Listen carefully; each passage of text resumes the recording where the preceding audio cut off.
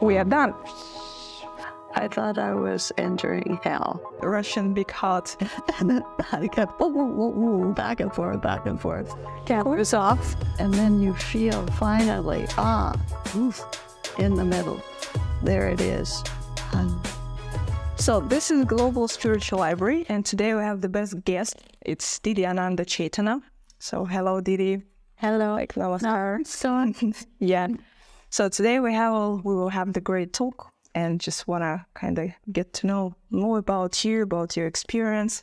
And the first question I would like to ask, what is yoga? Because many people think these are exercises. Some people think that this is sort of religion. So how would you describe what yoga is? Well, it's a whole philosophy. It's not just exercises.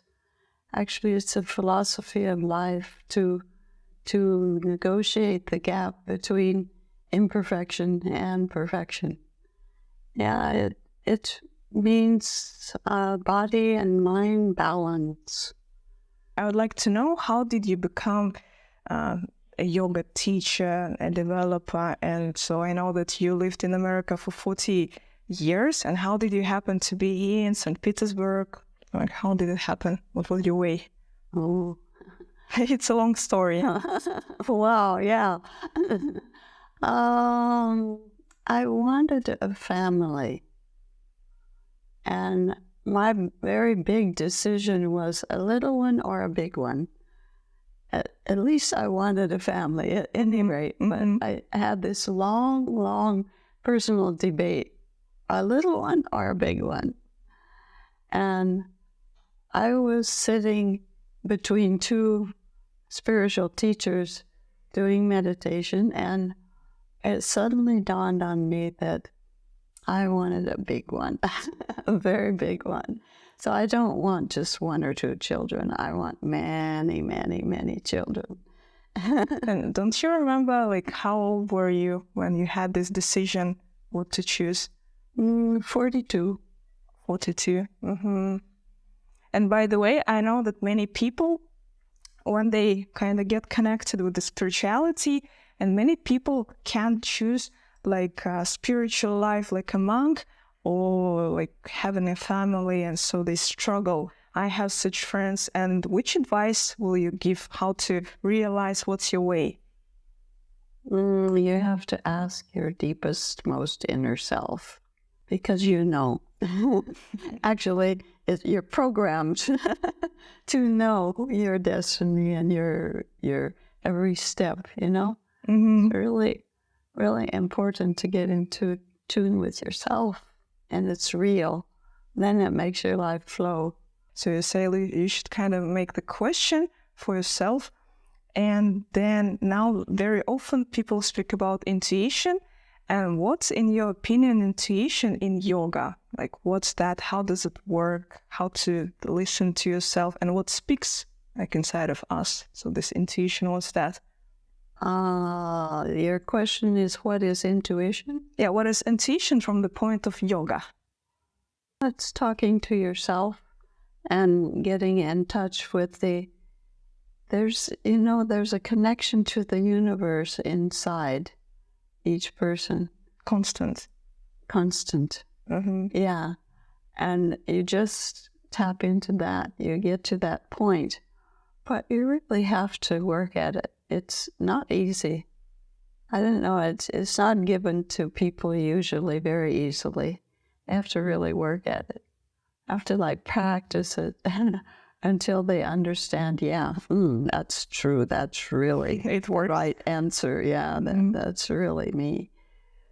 And which steps you think people can make to develop this intuition and start hearing themselves? Because as you said, we are not given with it first, and how to develop it? Be silent and be in the woods. Be alone. And kind of talk to yourself as you walk in the woods. And why do you think people often are feared to follow this, voice inside of you, to follow God? Like, people usually get so small and they're afraid, and they just follow their mind instead of this hunch, this intuition? Because it's a mysterious mission. It's unknown territory. So, and you think like to make it known is just practicing this? Yeah, you just have to take some courageous steps in that direction. Do you remember your first step into spirituality? How you made this first step? Yeah, was it easy? No, Was it? it was born. It was born with me. There was no step. It was there. I think it's great. It's just you're born and you know what to do. Well, no, there's always another step, and you always need to ask another step. Yeah, there's never, it's all complete. It's not like that. Life goes on. And even now, like all the time you stepped. Oh, yes. Like this interview, yeah, the first experience. So, and you didn't say, how did you happen to be in St. Petersburg? Why the city? So I'm posted here. It's my duty. Ah, I see. And otherwise, I would never have come. I'm telling you. I was in Korea, and I was thinking to refuse to be reposted, but then I decided, okay, I'll go. And when I entered Russia, the farmers were burning off the chaff from their fields. I thought I was entering hell. The plane was landing into the fire. Welcoming. Yeah, it was the last place on earth I would have come. And now did you change your opinion? It's still the same. I really love Russia now. No, I don't want to leave Russia. I'm always like that. Wherever I go, I find my little place. I don't want to leave again. And which things in Russia were like very unusual for you, but now you kind of got them and now even you like or something like this? Oh, the intellectualism was extreme, I thought. When I first came, it's changed a little, actually. It's loosened a little from when I first came. But whenever I met a new person, they would always ask these stupid intellectual questions that have nothing to do with life. And one version of these intellectual questions. Yeah. And what, for example? Well, small, petty little things, how do you do this and what is this? How, what is the mechanism of your thinking and all that? Okay. Oh. Like, what are the steps of meditation? What should I feel? What should I see? Like, yeah, what should I do now, and this moment. Yeah, no feeling. It was just the head. Yeah. Yeah. And I understood that St. Petersburg was the intellectual center of the universe. And how did it change for you? So it's still like this, or you kind of... No, it's not like that. I don't know. It's just because I've gotten to know people more deeply. It's not like the surface of them. That it's kind of intellectual introduction to them. It's more deep. Because especially the Russian women are very emotional and very feeling, very motherly. Yeah, and I think sincere. Yeah. Oh, I was traveling with a busload of kids to the countryside for like a weekend one time. I was supposed to go in the bus the next time, and suddenly I was not to go in the bus. It was cold. It was in the winter. It was really cold time. And I was not dressed for being outside. I was dressed for being in a nice little warm bus.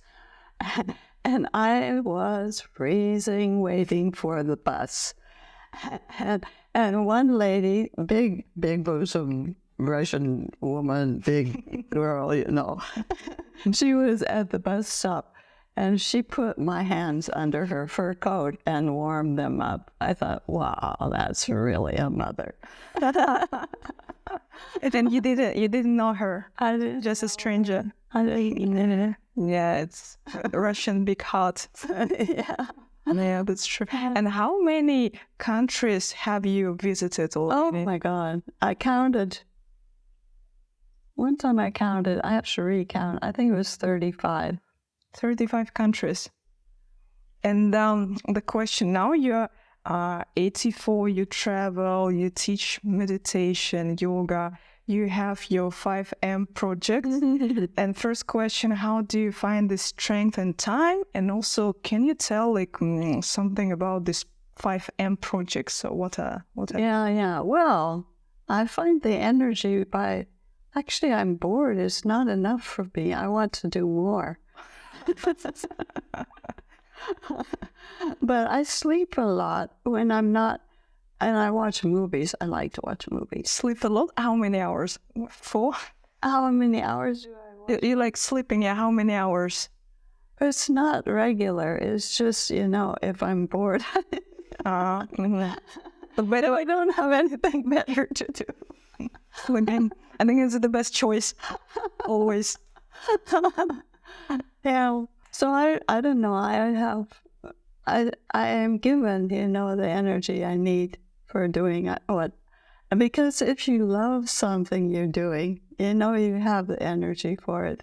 Yeah, the 5 M's, my 5 projects all begin with M. Match. I'm matching couples. Mm-hmm. And I have a team helping me to do that. I'm working with Microvita, which is Baba's last scientific input to humanity. And this group is with the higher meditation group. Mm-hmm. And they're Baba, this is your guru, Sri Ananda Murti. he introduced this subject. It was like his last subject that he introduced. Mm-hmm. And he said he waited until we were ready to get this information. But I don't know how he imagined that we were ready, because nobody seems to understand it.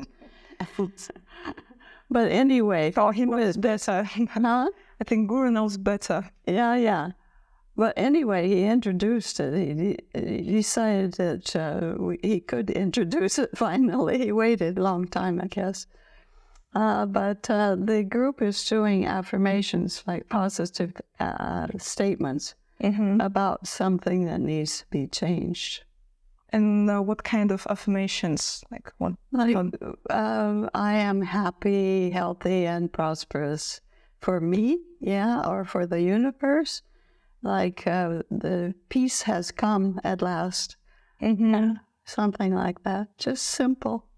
But very, it should have energy. It should have belief. Like, the fact is, perfection is established in this universe, and we haven't reached it. We've contorted it a bit. But if we make statements of this perfection, our mind goes like, our magnetic mind just goes to the perfection. It kind of helps it to show, because it exists. It is there. The perfection is always there. That's what does exist. The other is false. And in your opinion, do you think these affirmations always work for everybody, or it depends? No, because we prefix them that the Lord accepts them, because he has his time schedule. Like, he put in the war because we made all this mess into the cosmos, and he was holding it until he could put it forth, and it will help us to improve. We will understand the contrast of good and not good, and we will go for the good. He put it in there at the right strategic time. He uses negative as well as positive. He's tantric. He uses it all. We have this affirmation, Bhavanam Kevalam. It means love is everything. And what one should do to try this affirmation like to see that it works, what one should do? Some little steps. Well, to see.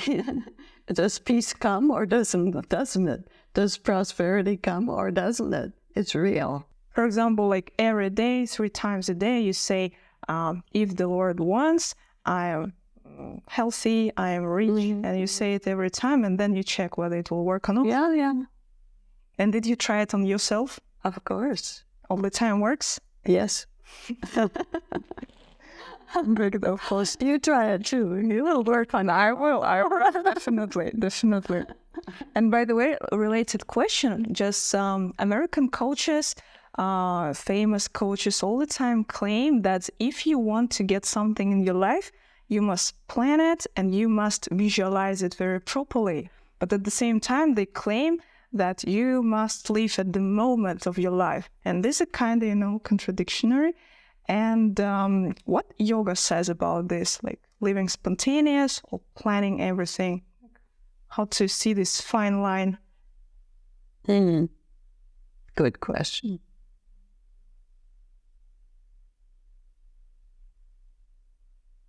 Well, it's a balance between, the balance of life is introverted, extroverted, half introvert, half for me, and half for the world, half for everything out of me.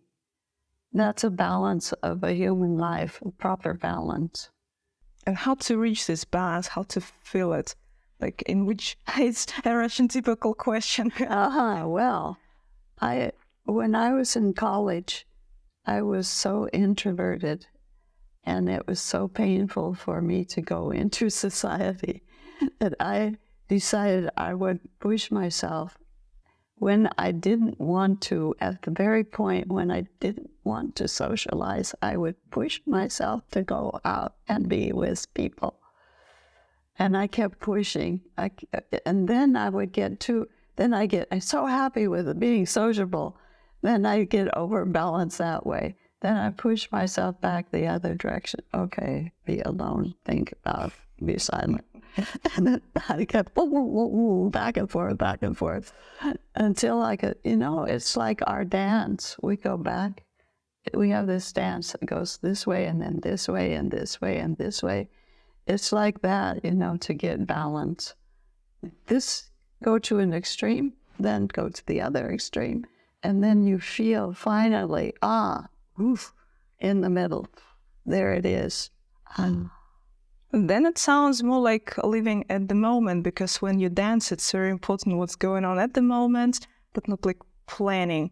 Mm-hmm. So then you mean that actually this works exactly at the moment, so to get this balance. Yeah, we're always given another moment. And what's your opinion? Like, it is said that these coaches all the time suggest having, the list of the things you have to do during your life, during your day. Like, what's your opinion? Oh, it's very nice to do that. Otherwise, you feel like you haven't accomplished anything. If you list it, you can see, I finished that one. Next one. Oh, I didn't get it done. Okay, tomorrow. Yeah, patience. Get it done. Yeah, otherwise you don't feel like you accomplished anything. It has to be vivid to you that you're doing something important, that you want to complete whatever you have in mind. I think you never had this list. Just kind of do it. Yeah, do it. Make a new one. What's your recipe to be happy, to feel happy? Be in touch with yourself and use what's in front of you. In circumstances. Yeah. And why I think very often people are not satisfied with the surroundings. They want to travel, they want to move, but nothing changes, kind of escape. They never tapped into their self. That's why silence, forest will help you. Mm-hmm. And one more question, about yoga. So there is such a term like guru, and many people just don't understand who's that personality or this is God, and also there are many gurus. Like, can you a little bit comment upon this? Well, there's a universal God, what we call Parama-Purusha. It's like the nucleus of the universe. It has the energy for everybody, for everything. And then there's the subdivisions of him that he's designated to do certain things for humanity. The one I follow has been designated to make a system of congenial environment, a system of how to do it, how to make it, how to be in it, how to create it. It's making all of us creators. He's giving us all energy, but if we refuse it, if we don't recognize it, don't acknowledge it, we don't get it. So that should be the relationship. Yeah, we have to ask for it. So then it means guru, it's a sort of personality, but as God, like how to? He has a hotline to the nucleus. Mm-hmm. Yeah, and he's given duty for the people. Many people don't like their jobs and they work just for money. And they this money race, and there are waste of human potential. Yeah, and people usually have this excuse that they have families, they have to pay bills, but at the same time they suffer, but they can't change it because they say I have to pay bills. Yeah. And by the way, a lot of kind people are really nice people, and they're trapped. Yeah. And what steps one should do to get out of this, money race and this trap? They have to make a break from that mentality of being connected with material things, and understand that's not important. The important thing is to follow, what you're designated to do. You will be prosperous if you follow what you are supposed to be doing to help all of us. We're all like a puzzle piece in a big one beautiful picture. If one is in its place, then the others can be in their place more easily. It's like a jigsaw puzzle, we get one piece right, and the others can go in easily.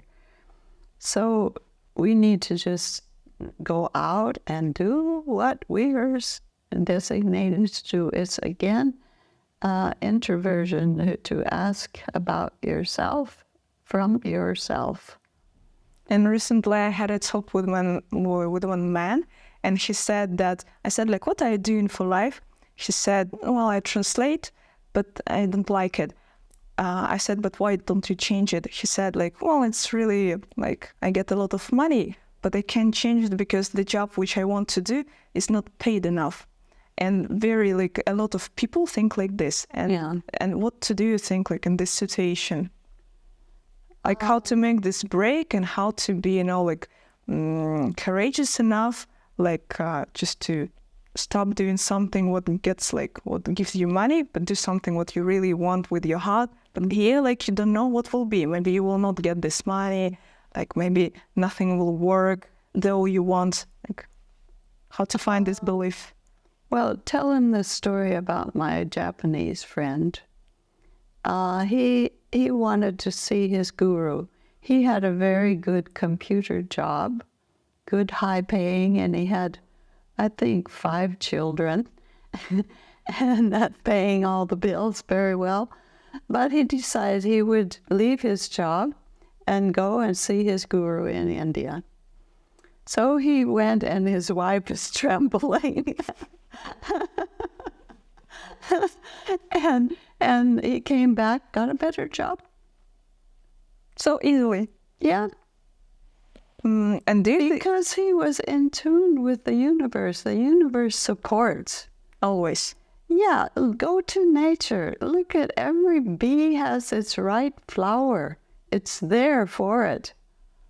Yeah, every every leaf is abundant over and over, more than is needed for that tree. And the fruit is falling off the tree. There's too much. Can't be used, all of it. That's the way nature is. So go to the woods, look, understand what nature really is, and what really is abundance. It's always there. It's for us as well as for the trees, you know. So you think like if you follow like this universe voice, this science, so then you will be all the time prosperous, even Yes. Mm-hmm. And by the way, like about science, so there are signs, and very often people think like, oh, maybe like it was a sign, I shouldn't do that, or it was a sign, I shouldn't do that. And how to recognize what is a sign, like which make something better for you, and when it's a sign like not to do, like it will be like harm, like how to distinguish. You have to ask your deepest, most inner self. Yeah, forest, silence. Yeah. It's all too simple, you know. It's people look over the top of this simplicity.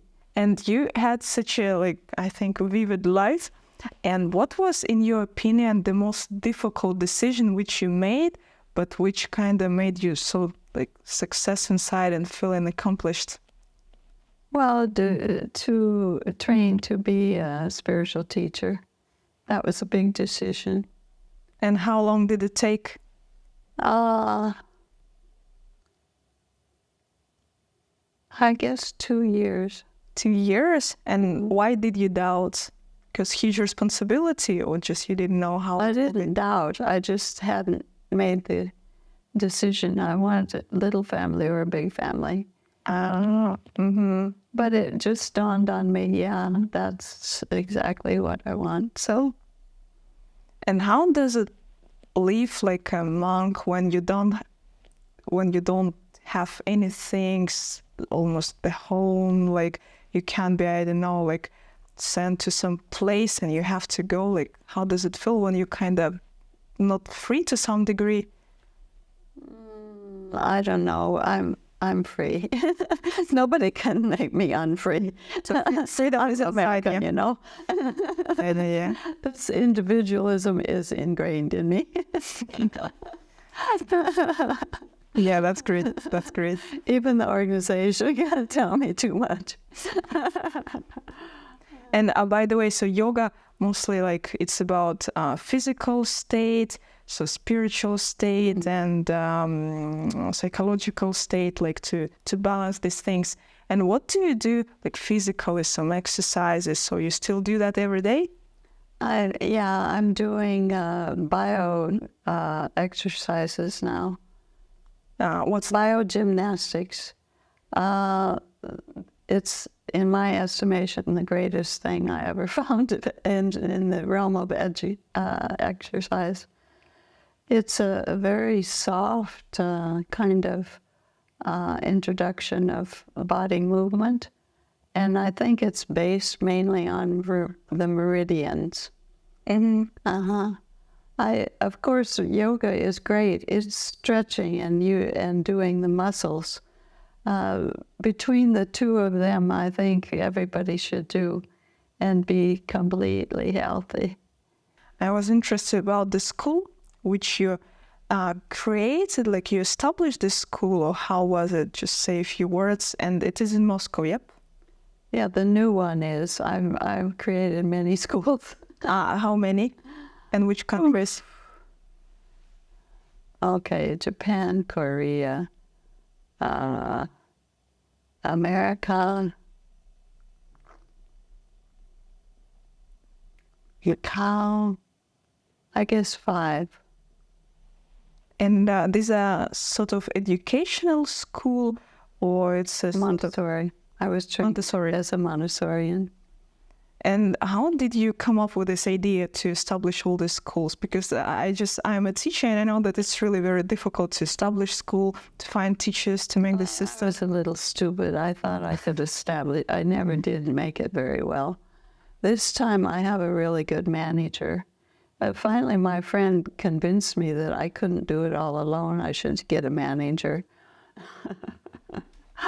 So I got a manager.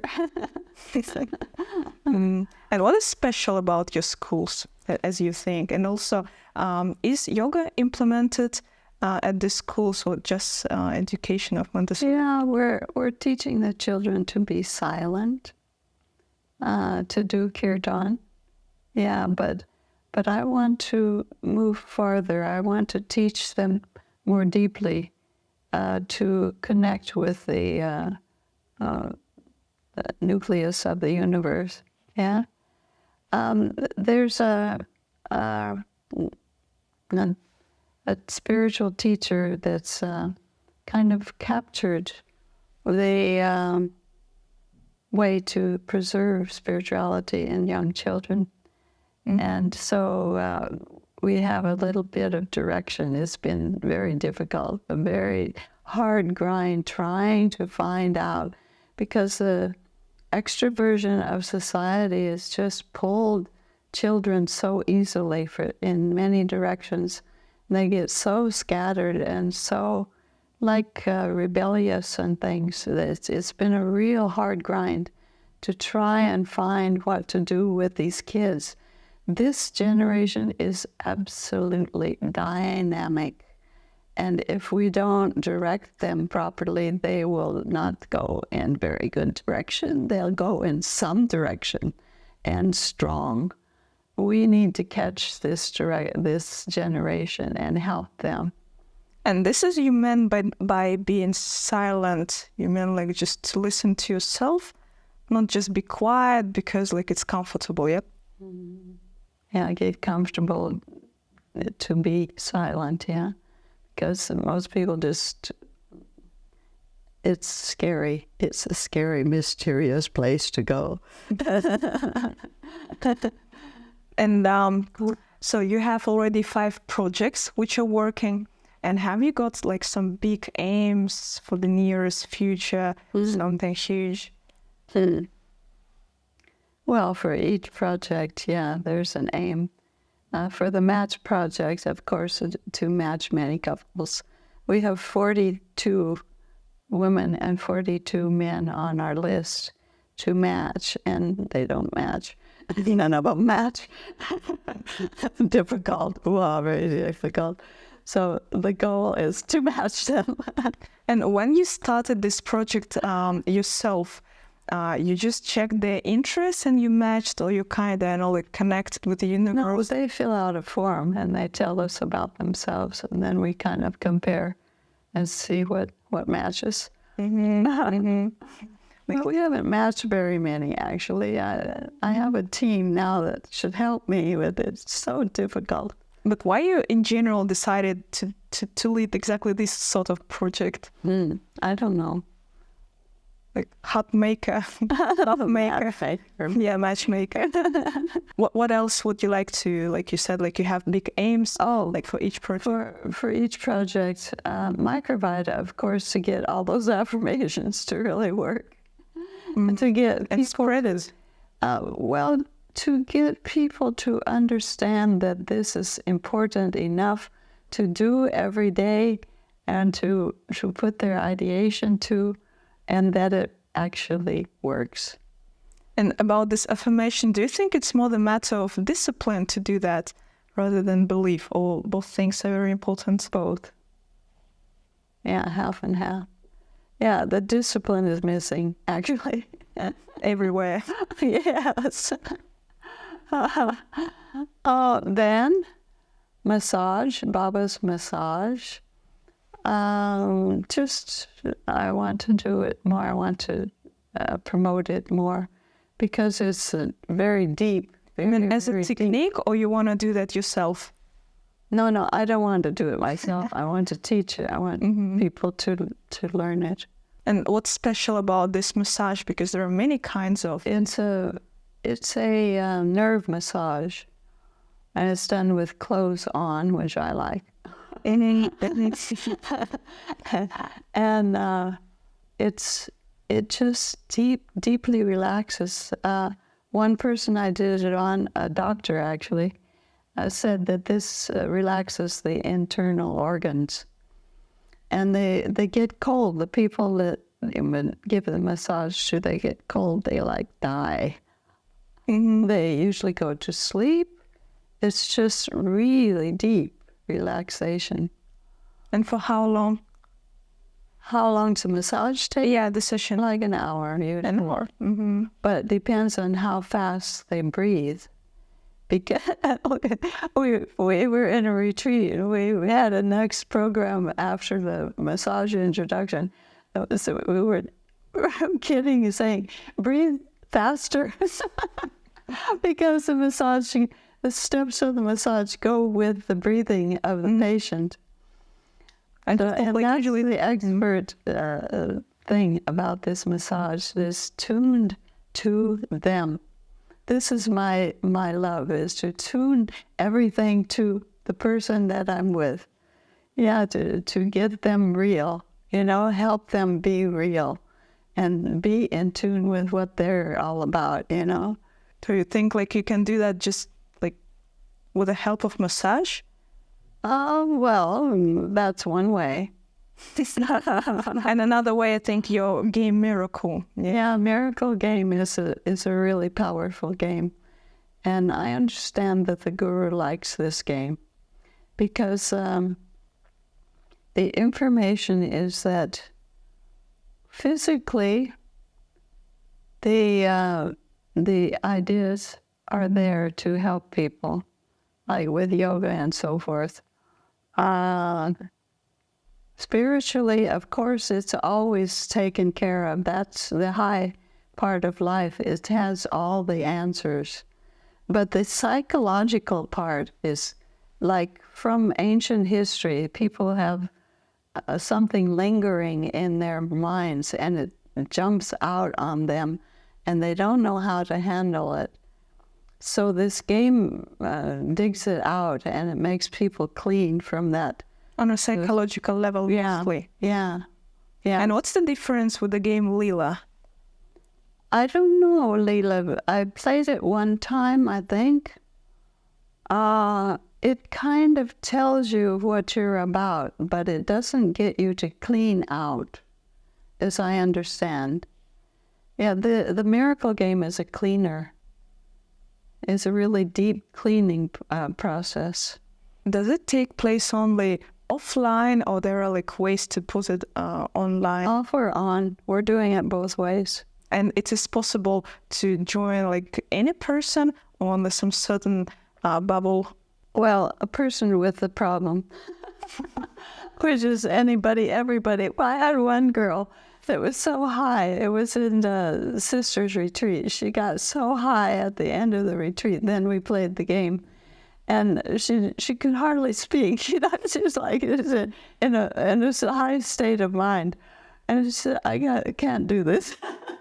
And about psychological thing, I just noticed that in the sphere of spirituality, very often people kind of, make an excuse about their psychological troubles, and they, for example, do meditation and so on, like exactly only spiritual things, but they don't work with their psychology, with their psyche, and they say, but I meditate, but like there is really a problem, and like, what do you think about this thing?